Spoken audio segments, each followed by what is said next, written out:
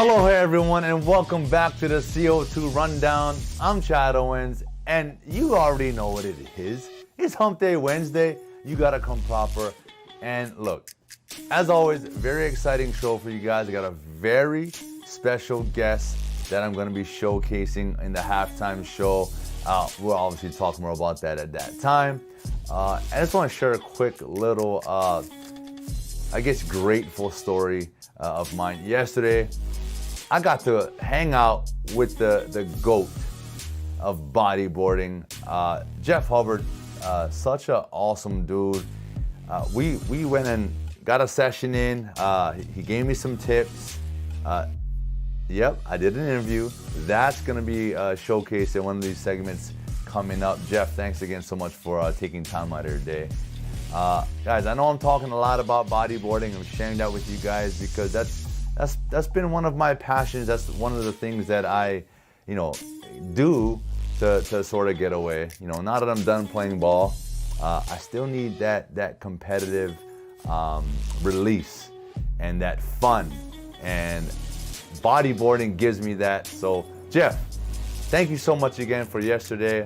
And guys, before we jump into the first quarter, I gotta give a huge thank you to our sponsors, Mercedes-Benz of Honolulu, Windows Hawaii, Hawaiian Telecom, and Long's Drugs for making this show possible. And thank you guys for tuning in. Let's dive on in to the first quarter.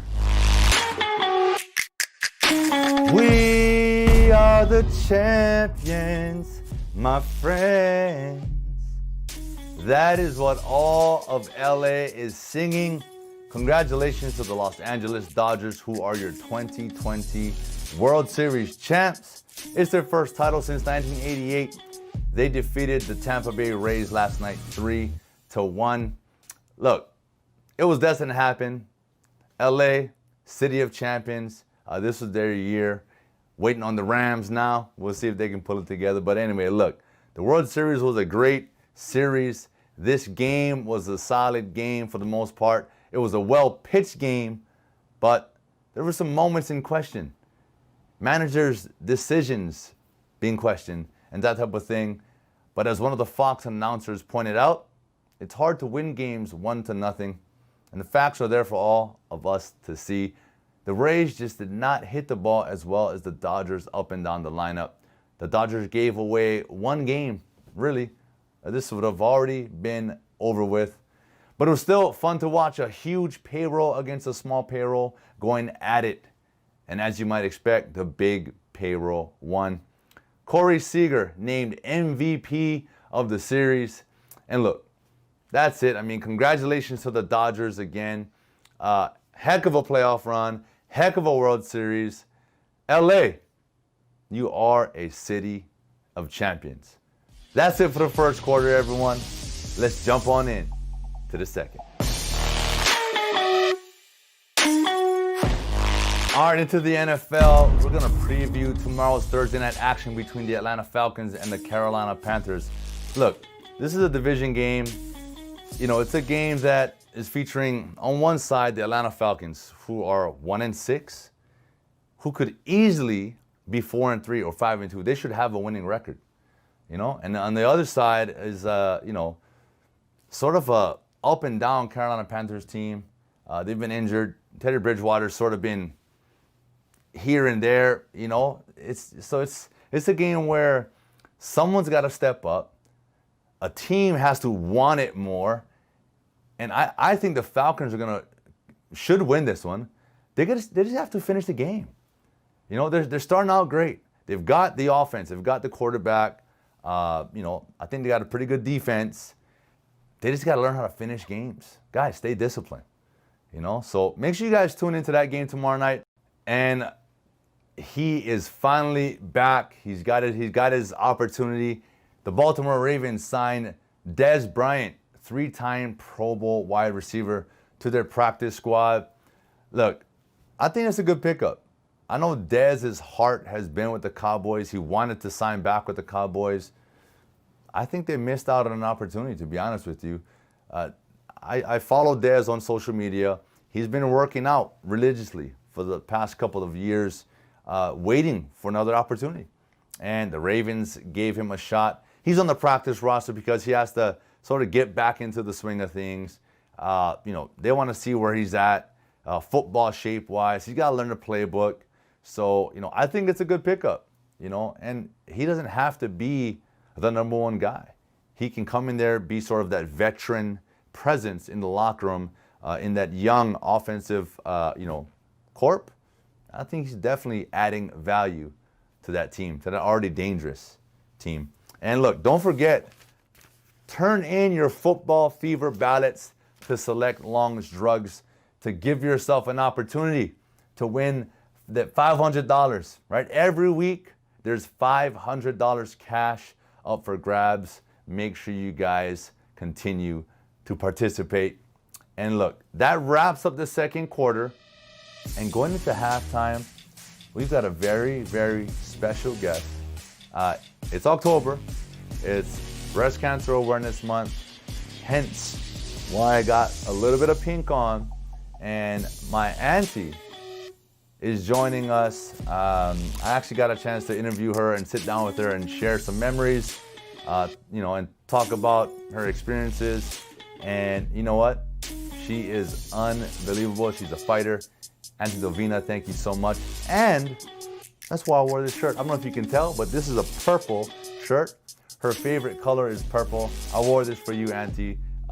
Congratulations. Thank you so much for being part of this. And guys, let's check out this very special lady.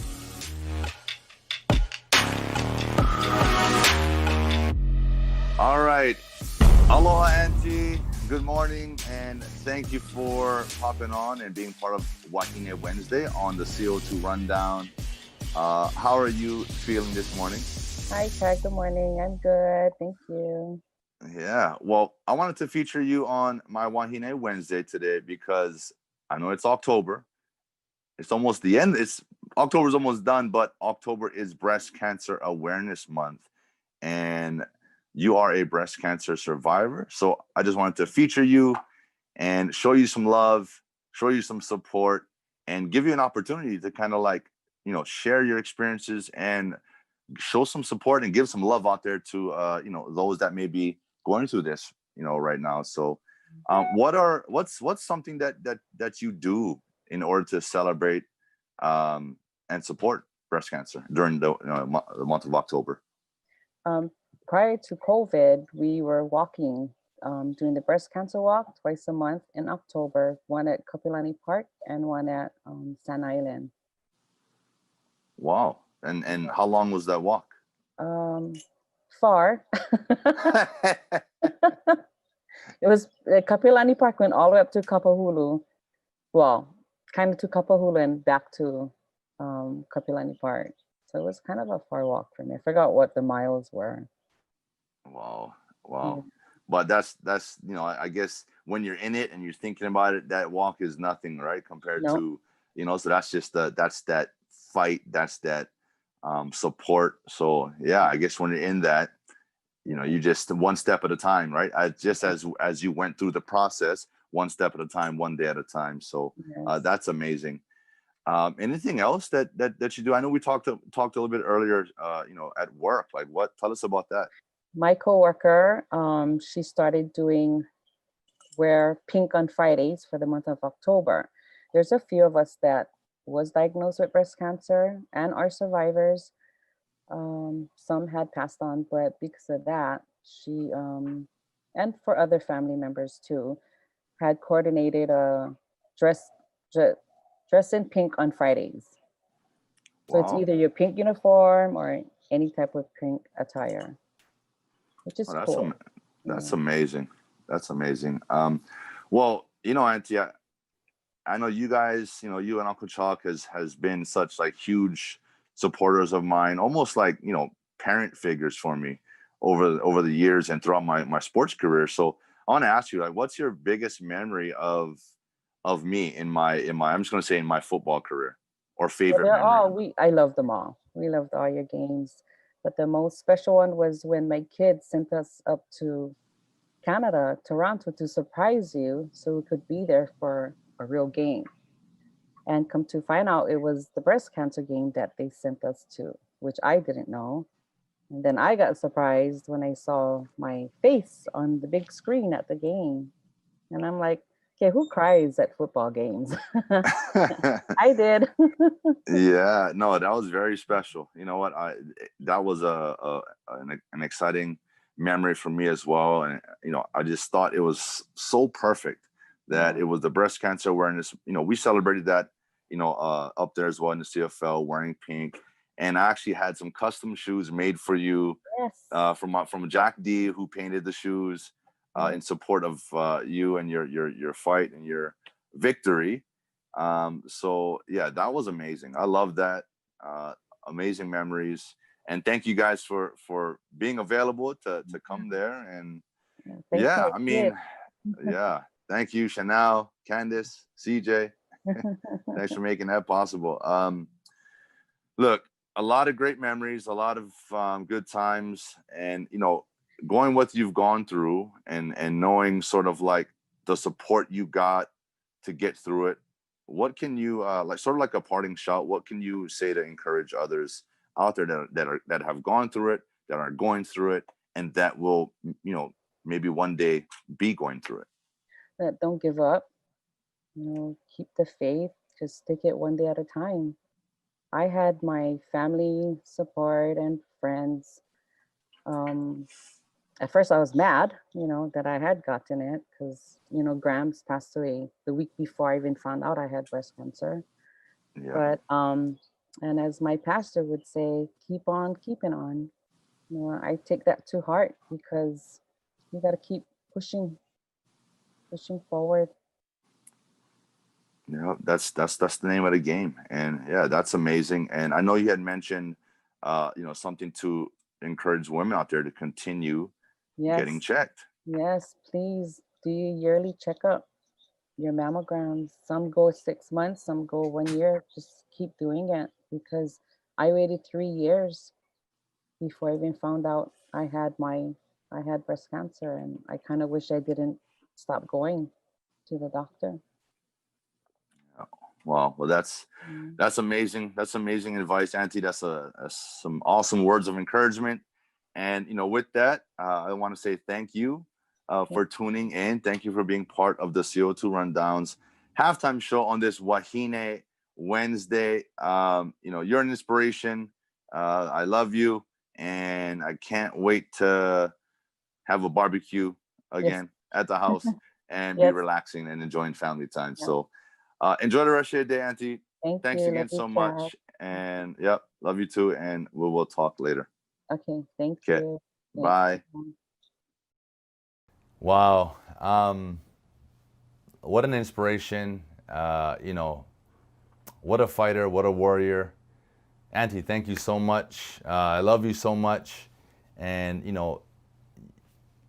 people, like, if you're out there, right, and I know there's a lot of you out there who have overcome cancer as well, you've been affected by it, family members, we all know. But look, there's hope.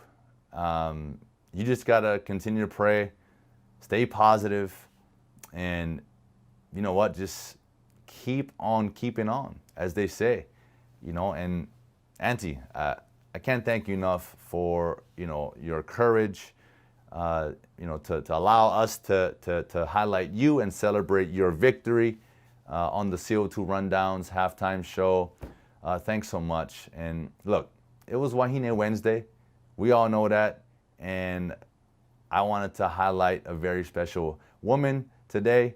And look, if you have someone that you'd like to highlight, a woman, on Wahine Wednesday, please reach out to us on the Star-Advertiser's Facebook and Instagram pages at Star-Advertiser, or you can reach out to me directly at Chad Owens 2 on Instagram. Guys, that wraps up the halftime. Let's dive on in to the third quarter. The weather has wreaked havoc on UH's football practice schedule. UH rented an indoor facility after the ice and snow at a local high school field they had rented couldn't have the ice and snow cleared well enough for it to be safe. So Coach Graham sounded a little irritated in the story. He said, football is a tough man's game. Nobody is worried about how cold it is. Well, we'll see about that come Friday night as they're going to be in high altitude in 30-degree weather that will be offered up in Laramie. This will be a good test for the local kids who have been on the mainland almost a week. That's tough living out of a hotel that long. Stephen Tsai has the full story in the Honolulu Star-Advertiser. Look, I've played in some pretty cold games up in Canada, and yeah, if you're not used to that, if it's not something you do on a weekly, it could be a little tough, you know. And I guess that's kind of where Coach Graham is getting. Like, look, if that's what we're going to be playing in, we need to be practicing in that.